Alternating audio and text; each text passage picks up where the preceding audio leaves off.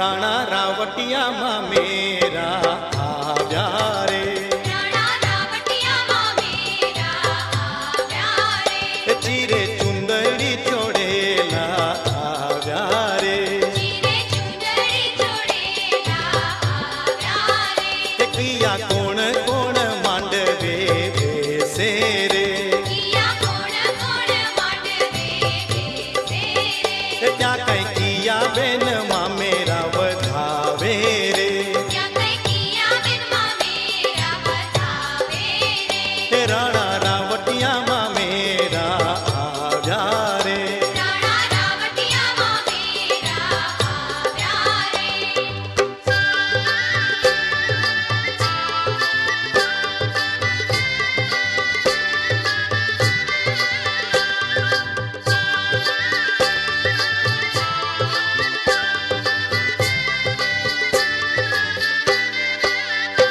બેનના મામાજી માંડવડે બેસે રે બેનના મામાજી માંડવડે બેસે કે બેનના માતાજી માં મેરા વધાવે રે બેનના માતાજી માં મેરા બતાવે તે રાણા રાવટિયા આપા ભર આવ્યા રે રાણા રાવટિયા આપા ભર આવ્યા રે તે સાથે ટીલડી ચોડેલા આવ્યા રે સાથે ટીલડી જોડેલા આવ્યા રે તે રાણા રાવટિયા માં મેરા આવ્યા રે રાણા રાવટિયા માં મેરા આવ્યા રે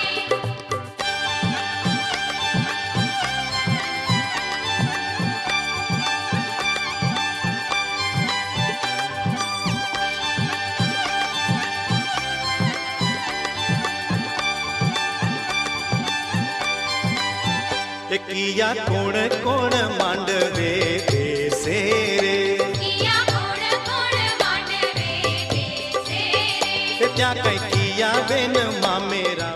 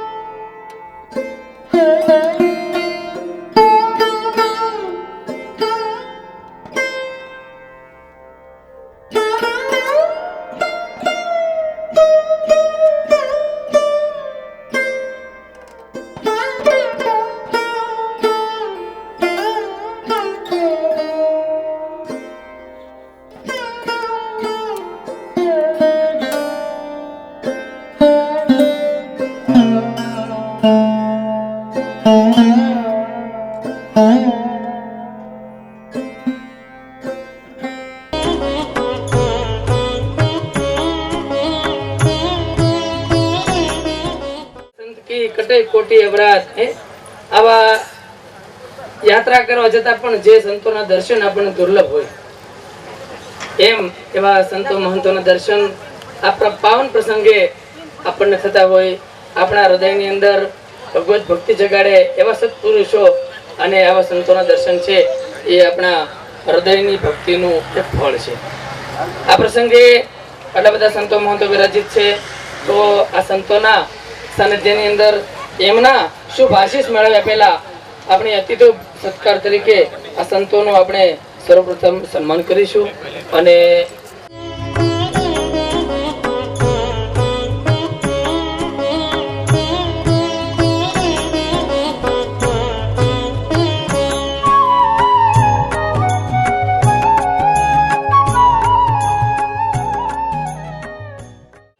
આપણને આશીર્વાદ મોકલાવ્યા છે.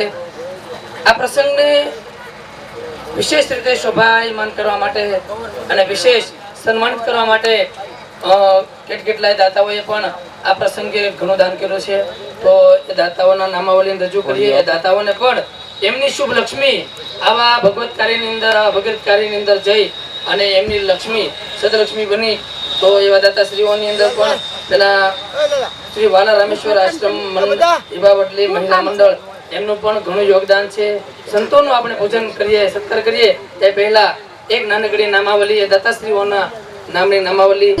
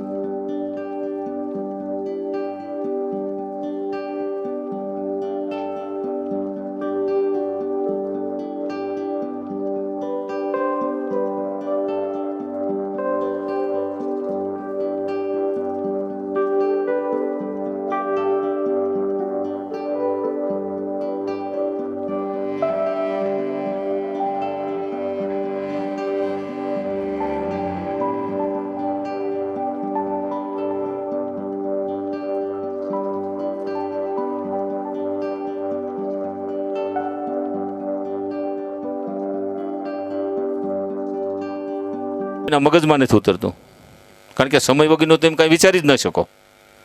એટલે કહેવાનો મતલબ આ બધી ઈશ્વરની ઈચ્છા છે, અને એ આપણે એમાં હસતા હસતા રહી તો હોય ને રડતા રડતા રહી એમાં જ રહેવાનું છે. બહાર નીકળવા દેવાનું એનું આયોજન નથી. એની ઈચ્છા થાય તો જ તમે નીકળી શકો, બાકી નહીં. અને એણે માયા રચાવી, જીવ કર્મ કરે ને ભોગવે, તો આ સિદ્ધાંત ખોટો કહેવાય. કારણ કે સનાતન નિયમ ઉપર એણે આ માયા રચાવી. જે જીવ કર્મ કરે એ ભોગવે ને ભોગવે કોણ બીજો?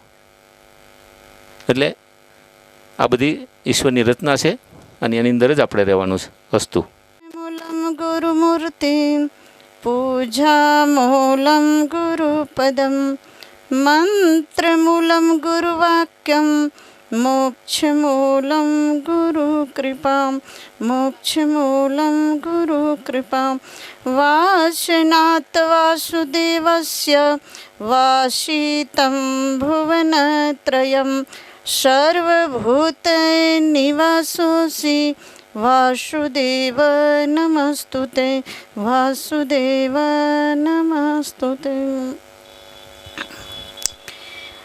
મંચ ઉપર ઉપસ્થિત પ્રાતઃસ્મરણીય મુદ મંગલમય સંત સમાજો, જો જગજંગમ તીર્થરાજો, એવા જેમ માળાની અંદર સુમેરુ હોય છે એવા અમારા સુમેરુ સમાન, જેને આપણે સતની ધાર કહીએ, અને સતની ધાર ઉપર જે સતાધાર અને એમના લઘુ મહંશ્રી કહીએ વિજયદાસજી બાપુના ચરણોમાં હું કોટી કોટી પ્રણામ કરું છું. તેમજ ઢાસાથી પધારેલા મહંશ્રી, દરેક મહંતોના નામ મને વિદિત નથી, પણ મંચ ઉપર ઉપસ્થિત સર્વે મહંતોના ચરણોમાં મારા કોટી કોટી પ્રણામ. જેના થકી આપણે આજ આ આયોજનની અંદર આવ્યા છીએ એવા ગોવિંદ ભગત, જે વલ્કુ બાપુના અનન્ય શિષ્ય ને ગુરુચરણમાં જેને પ્રીતિ એનો ભાવ વ્યક્ત કરવા માટે અમને આજે જે બોલાવ્યા છે એમને પણ હું પ્રણામ કરું છું. સર્વદ્વારેષુ દેહિસ્મિન પ્રકાશ ઉપજાયતે જ્ઞાનમ યદા તદા વિદ્યા દ્વિવિધ સત્વમિત્યુત.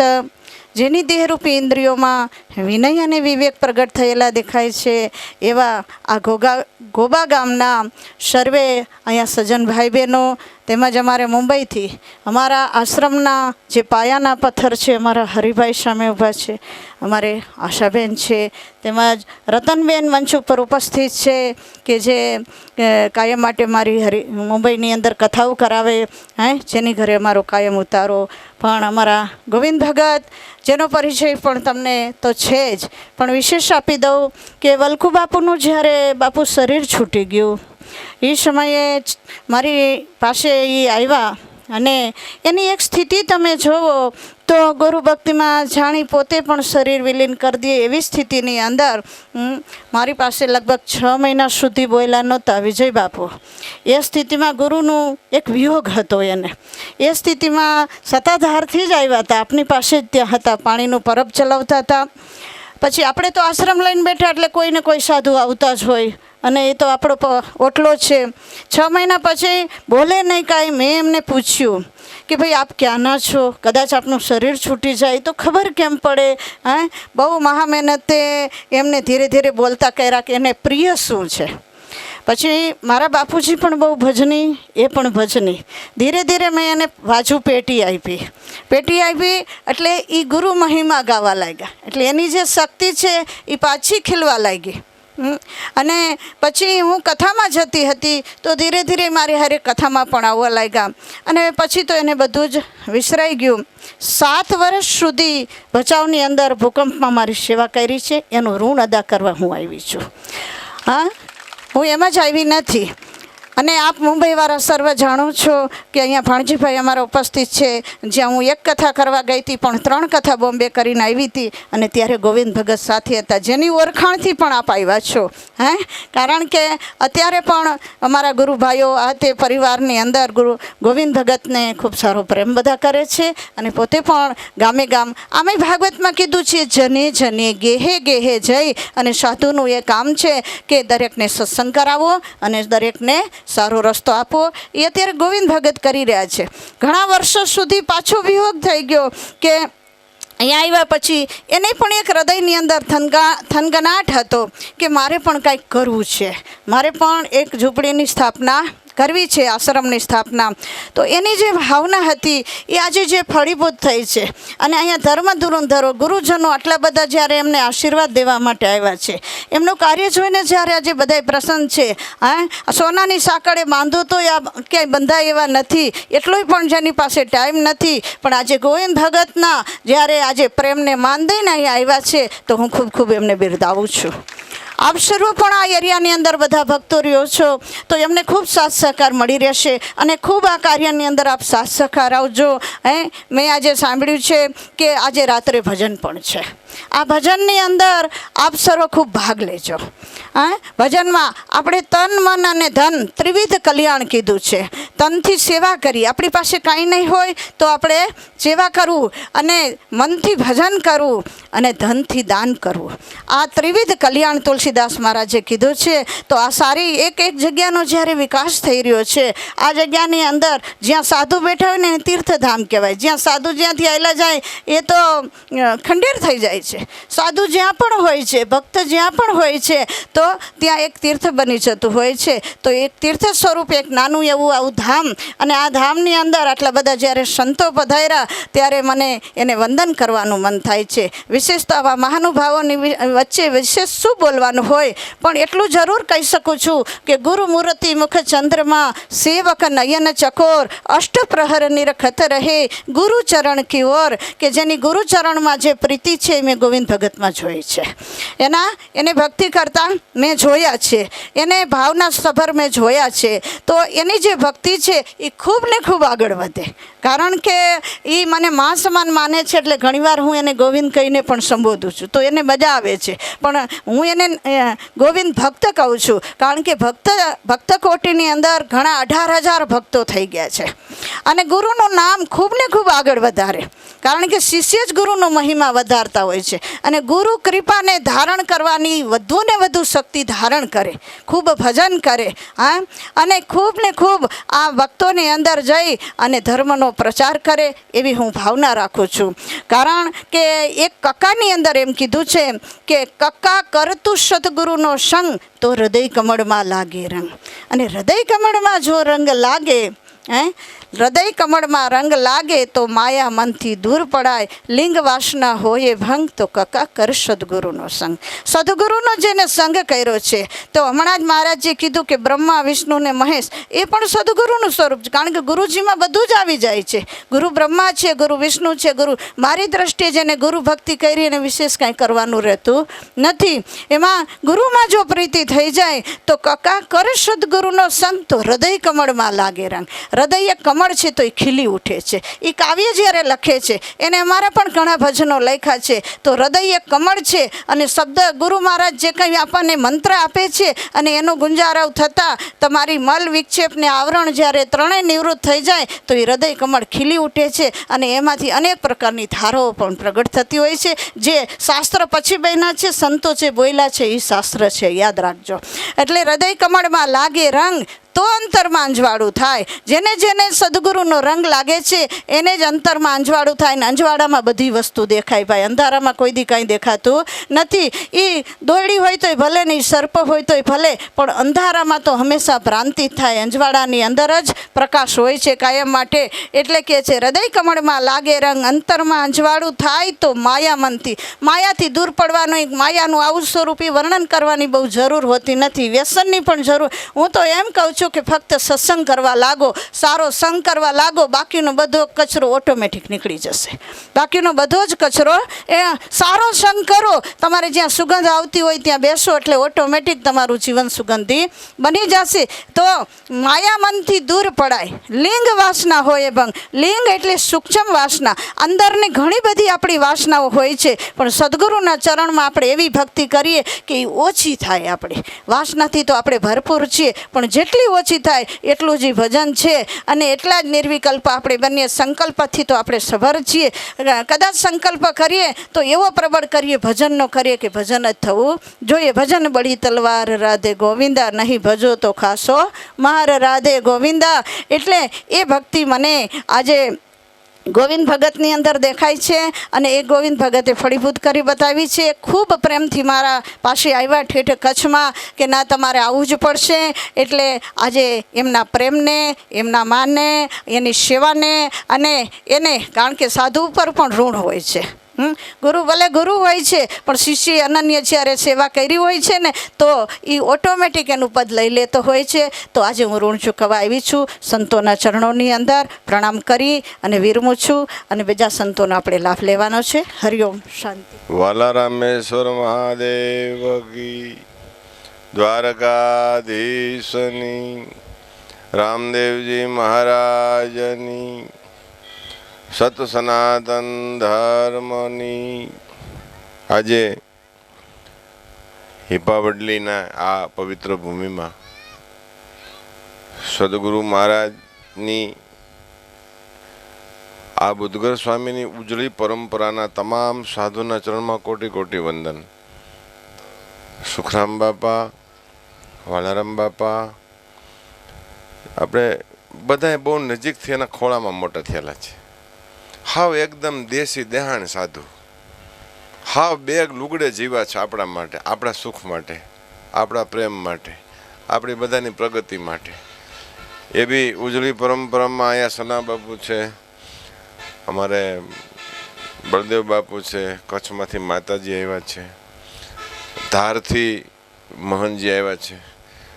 ગોવિંદ બાપુ આ પરંપરામાં બધાથી નાના સાધુ છે, પણ આજે એની વિવેકની મોટપ બહુ સારી દર્શનમાં છે. એમણે ગુરુનો પંથ લીધો છે, ગુરુનો ખૂબ વિવેક, અને ગુરુજી સાથે ખૂબ એમણે સેવાનો આનંદ લીધો છે. બાલ્યાવસ્થામાં સત્તાધારમાં પણ થોડોક સમય શાકભાજીનું, પાણીના પરબનું, ગૌશાળાનું, એ એક આ પરંપરાની વિશેષતા છે. ગુરુજીએ જે કીધું છે ને કરવાનું છે એ કરવાનું. પછી સોમનાથથી જવું હોય હાલીને, પદયાત્રામાં તો જવાનું, રણુજા હાલીને ગયા હોય ગુરુજી તો અહીંયા વર્ષે એકવાર જવાનું. સત્તાધાર ગૌશાળામાં વાહેદું ગુરુજીએ તો આપણે એક ઘડી આધીને પુનિયા બધા સંતો સત્તાધાર આવે, એને પ્રેમ મળે છે. એક માવતરનો, એક ભાતૃનો, એક પિતૃનો પ્રેમ મળે છે, એક પારિવારિકતા એને કહેવાય છે. ત્યાં આપ પણ બધાય સાધુ સાથે અને સનાતન સાથે જોડાયેલા જીવ છો. આપનો આ પરિવારમાં નાતો કાયમ જળવાઈ રહી, વ્યવહાર કાયમ જળવાઈ રહી.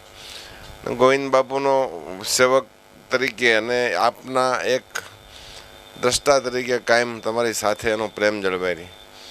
ગોવિંદ બાપુએ પણ વલ્કુ બાપુની જેમ, એમના ગુરુજીની જેમ સત્તાધારમાં થોડોક સમય જે એને લાભ મળ્યો છે સેવા લીધી છે.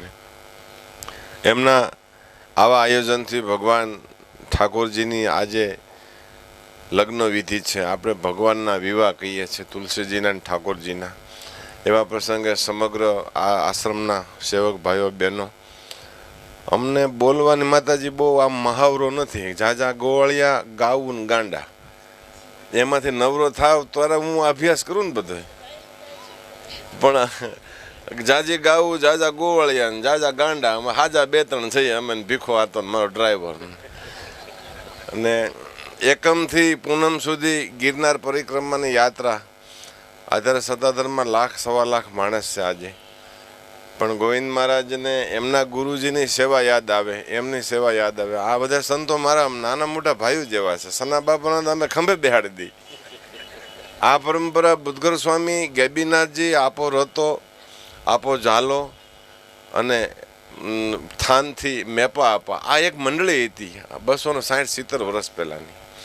ગેબીનાથે બધા સંતો પૂનમે મયારું ભરવા જતા. ગેબીનાથજી ચંદ્રના દર્શન કરવા આવે એટલે આ બધા ગોવાળિયા એનું પોતપોતાના મયારા દૂધ ભરીને જતા. અને મહારાજજી સાથે એક ઘડી આધી ઘડી જે કંઈ એનું દૂધ પાતા હશે, બેસતા હશે, વાતો કરતી છે. એ વાતોમાંથી આ વ્યવહાર અહીં સુધી પહોંચ્યો છે.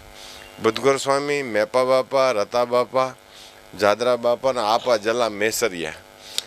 આપા ઝાલા રબારી હતા જન્મના શરીરેથી, અને એમને કીધું હતું તારે જલારામ થવાનું છે.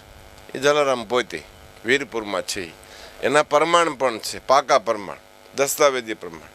આપા ઝાલાસો જલ્લા, જલ્લાસો અલ્લાહ, ઝાલાસો જલ્લા, જલ્લાસો અલ્લાહ, એ મંત્ર ચાલે છે. એમાં બુદ્ધગર સ્વામીજી પણ હતા, એમાંથી સુખરામ બાપુ આવ્યા, એમાંથી આ પરંપરા ચાલુ થઈ. આમ આપા મેપા એની પાસે જાદરા બાપુ આવ્યા, એ પરંપરા ત્યાં ચાલુ થઈ. આપા રતાએ ખાલી આપા ઝાલાને એક ખાલી બાનું આપેલું, પછી કોઈ શિષ્ય બનાવી નથી. આપા ઝાલાના ગુરુ આપા રતા. અમારી આ મૂળ દેહાણ પછડીના બેહવાવાળા સાધુ છે. આપને પણ એવો સાધુ પ્રેમ મળે, ભાતૃ પ્રેમ મળે, સખા પ્રેમ મળે, ગુરુ પ્રેમ મળે અને આપને સનાતનતા મળે એવી ભગવાન પાસે પ્રાર્થના કરશું. તમને હમણાં 10 ચોપાઈઓ આપી દઈ કે ભક્તિ કરવા માટે 10 ચોપાઈ તમારે પાકી કરી લેવાની છે. પાકી થઈ ગયા પછી અને એને આપણે આમ વ્યવહારમાં લઈને તો ભેંસો ભૂખી રહે, બળદું ભૂખ્યા રહે, કામ ધંધા ખોટી થાય, છોકરા તલેલા નાખે દૂધ વગરના, બેનું ઝઘડા કરે. કેમ કે તમે જ્યાં રહ્યો છો તમારા માતા પિતા, બાળકો, પત્ની, બેન, નાના મોટા, એનું સુખ, એની સગવડ, એની સનાતનતા જળવાઈ રહે છે ને, એ જ તમારી મોટી ચોપાઈ છે. અને આપ સાધુના અનુગ્રહી રહ્યો છો, આપ સાધુના વિવેકી રહ્યો છો, આપ સાધુના ચરણમાં બેસો છો, આપણા માટે મોટી ચોપાઈ છે. આપણા આ પવિત્ર પ્રગણામાં આટલા બધા સંતો એક પેસેડી માથે બેહે અને આપણને દર્શન આપે તો આપણે કાંઈ દ્વારકા હાલીને જવાની જરૂર. સાધુ સાધુ જ હોય હો સાહેબ. હા, એમાં ડોલ ભરવી નહીં, એનો એક ખાલી સાટો કાફી હોય. ડોલ ભરવાની વાત ન, સાધુ સાધુ જ હોય. આપણી માં જ હોય. ખબરદારી, ખોખારો મારે શેરી બંધ થઈ જાય, એમ સાધુ ખોખારો મારે પરગણું બંધ થઈ જાય. એવા પૂર્વમાં બનેલા બનાવો છે કે સાધુ જે કરી શકે એ કોઈ ન કરી શકે અને કોઈ ન કરી શકે એ સાધુ કરી શકે. આપણને સાધુ જેવો પ્રેમ મળે. સાહેબ હમણાં અમને એક સાધુ એમ કીધું કે આ 4 વસ્તુથી સાવધાન રહેવું. એક બાથી, બા 84નો ફેરો ભાંગી દે, ભીખા બાપા 84નો એક ફેરો આપણી બા ભાંગી દે, પછી એ ગમે રૂપમાં આપણને પ્રગટ કરી દે. એક બાઈજીથી સાવધાન રહેવું ગ્રહસ્થીઓ માટે. 4 ફેરા ફરીને આવે ને બાઈજી, એ 60 વર્ષ સુધી ફેરફાર ન થવા દે. આમ 7:30 થાય ને તરત ફોન કરે, હવે ઘરે આવવું છે ગોતવા આવવું કે આ માથા ભરે બાઈ કે આ તમારા ટાબરિયા 7-8 શેરિયા સીડ્યા છે કે આમ હાથમાં લુગડા લઈને, હવે આવો છો કે હું આવું. એક બાઈજીનું ધ્યાન રાખવું, એક બેબીનું ધ્યાન રાખવું. બેબી કાલ દીકરી બની જશે, દીકરી થયા પછી વ્યવહારમાં જશે સાસરે અને 60 વર્ષે પાછી ઘરે આવશે ને બાપના ફળિયામાં પડકારો મારશે ને તો આખી શેરી હજળ થઈ જાય. કેમ કે એને એક પ્રેમ હોય, એક ભાવ હોય, એક લાગણી હોય. પછી એક બાવાજીનું ધ્યાન રાખવું. બાવાજી છે ને 7 પેઢી સુધી, 7 જન્મ સુધી ફેરફાર નહીં થવા દે. જ્યાં હશો ત્યાંથી પાછા લઈ લેશે. બાઈજી, બાજી, બાવાજીની બેબી એ એક તત્વ છે, ફરતું તત્વ છે. એ ગમે ત્યાં પ્રેમથી ઉતરી શકે અને ગમે ત્યાં પ્રેમથી તમને ઉતારી શકે. આપણા જીવનમાં ખૂબ સનાતનવાદ આવે, આપણા જીવનમાં ખૂબ માનવતાવાદ આવે, આપના જીવનમાં ખૂબ સમર્પણ ભાવ આવે, આપના જીવનમાં ખૂબ ભાવાત્મકતા જળવાઈ રહી. આપ માનવ થઈને જીવો એવા આશીર્વાદ ભગવાન પાસે અમે પ્લે કરશું કે અમને આપો. અમે માનવતાવાદને જીવવા શીખ્યા છીએ, અમે સંપૂર્ણ માનવને ઓળખવા શીખ્યા છીએ, પ્રકૃતિવાદને સમજવા શીખ્યા છીએ, સાધુવાદને સમજવા શીખ્યા છીએ. અમારી સમજણ, અમારી મૂડી સાધુનું ચરણ છે એવી ભગવાનને પ્રાર્થના કરશું. ગોવિંદ બાપાએ અહીંયા સનાતન આ જે વાલા રામેશ્વર આશ્રમની સ્થાપના કરી, આજ સુધી મને ઘણી બધી તકલીફો પડી છે. જેમ દીકરીને તકલીફ પડે હારે ગયા પછી એટલી જ સાધુને પડે, એના કરતાં 2 પદ વધી જાય. દીકરી તો હજી કોકની વહુ કહેવાય કે ફલાણા ભાઈના દીકરાની વહુ છે. સાધુને શું કહો તમે? છે જવાબ કંઈ છે, પણ ક્યારેક સત્તાધાર આવશે ને ત્યારે કહીશ. આમ સમાધિ થાય ને સાહેબ, સમાધિ 4 મુઠ્ઠી ધૂળ નાખે ને એને એકવાર શંકા જાગે હો. આમ સમાધિ સાધુની જાય ને એને આમ 4 મુઠ્ઠી ધૂળ નાખવાનું કીધું હોય ને ત્યારે શંકા જાય કે મળું હળવું આમાં કંઈ સમજાણું નહીં. ન સમજાય ન જ સમજાય જાય ને પેઢી ઉતરી જાય.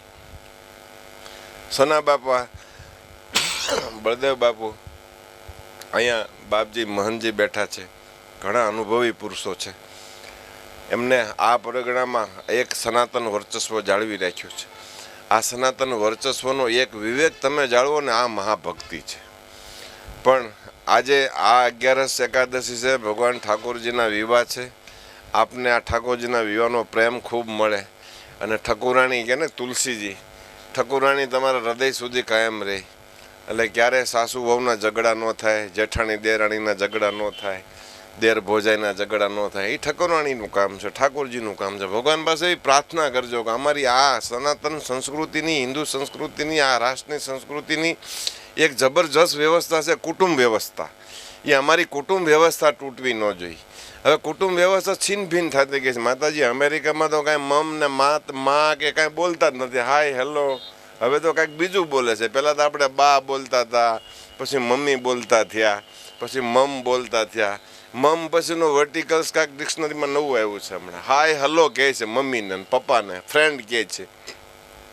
આપણા એ વિસ્તારમાં સારું છે, હજી બાપા બોલીએ છીએ, આતા બોલીએ છીએ, બાપુ બોલીએ છીએ, દાદા બોલીએ છીએ, ડેડી બોલીએ છીએ, પપ્પા બોલીએ છીએ. ખાલી પપ નથી બોલતા શીખ્યા એટલું સારું છે. હા હા, આ વોટ્સઅપમાં બધું એવું આવે છે, એવું રનિંગ પ્લે થાય છે બધું. આ આપણી સનાતનતાના ઘરેણા છે. જેટલો માવતરનો, વડીલોનો, આપણા પૂર્વજોનો આદર રાખશું, વિવેક રાખશું, એ આપણી સનાતનતા છે. આપણો બાપ જ કદાચ સાધુ બનીને બેઠા હશે તો પાંચમી પેઢીએ કોક આપણે ઓળખી છે આપણી પાસે ચોપડો કોઈનો? હા, એ તો ગમે. રોહિતદાસજી ચમારમાંથી આવ્યા હતા, રોહિતદાસજી રૂખીમાંથી આવ્યા હતા, નકર ઉચ્ચ કુળના બ્રાહ્મણ હતા. કોઈની પાસે કોઈનું પંચાંગ નથી હોતું, પણ હા, તમારા હૃદયમાં એનું પંચાંગ ચિતરાયેલું હોય છે.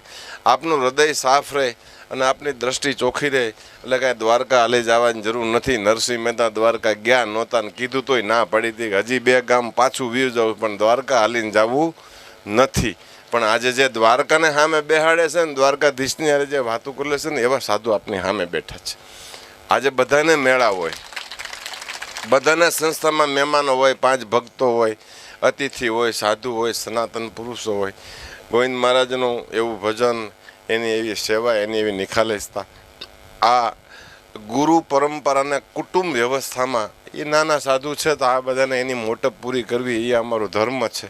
એના મંદિરનો સંકલ્પ જલ્દી પૂરો થાય, સારા સારા ડાયા સાધુ અને ખૂબ સ્વીકારે, પછી એના સેવકો સ્વીકારી લે, આ ભૂમિ એને ખૂબ પ્રેમ આપે, સનાતનવાદ જાગૃત થાય.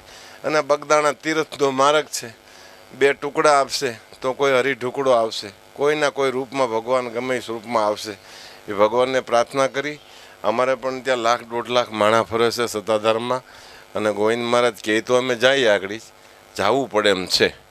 અને જીવરાજ બાબુએ ખૂબ આશીર્વાદ આપ્યા છે કે ભાઈ સાધુની ઝૂંપડી હોય, મઢી હોય, મઢીમાંથી આશ્રમ થાય ને આશ્રમમાંથી ધામ બને. પણ હૃદયનું ધામ તમારું ધબકતું રહે, વિશ્વાસનું, ભરોસાનું, આત્મવિશ્વાસનું. એવી ભગવાનને સદગુરુ મહારાજને પ્રાર્થના. જય દ્વારકાધીશ.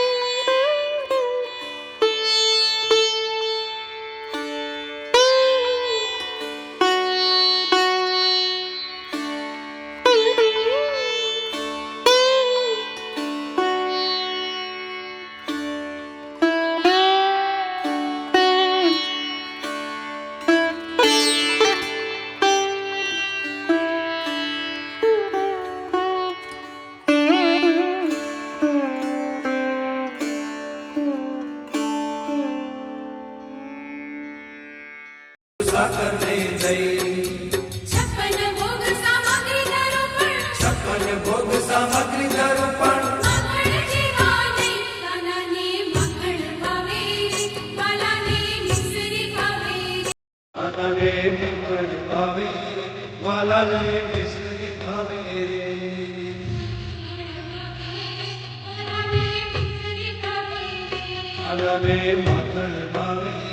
વાલાને મિસરી ભાવે